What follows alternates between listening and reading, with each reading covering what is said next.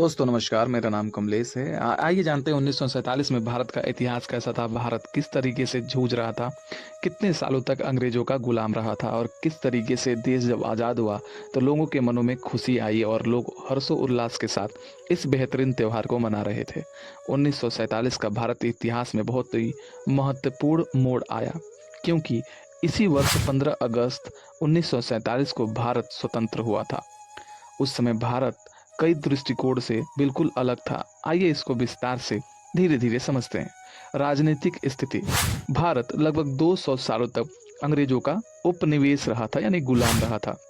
1947 में स्वतंत्रता मिली, लेकिन साथ ही देश का विभाजन हुआ और भारत तथा पाकिस्तान बना।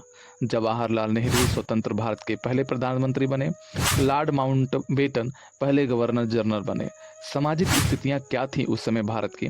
समाज जाति धर्म प्रांतों में बटा हुआ था। विभाजन से बहुत हिंदू और मुस्लिम दंगे हुए, लाखों लोग मारे गए, लगभग 1 करोड़ से ज़्यादा लोग विस्थापित हुए और शरणार्थी शिविरों में रहना पड़ा। आर्थिक स्थिति क्या थी उस समय भारत की? भारत की अर्थव्यवस्था बहुत ही कमजोर थी। ज़्यादातर लोग कृषि पर निर्भर थे और औद्योगिकरण बहुत ही कम था। अंग्रेजों की नीतियों के कारण गरीबी और बेरोजगारी चरम पर थी।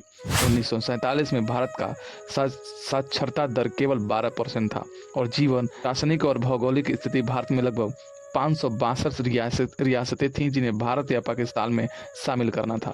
सरदार वल्लभ भाई पटेल रियासतों को एकीकरण कर भारत को मजबूत राष्ट्र बनाया।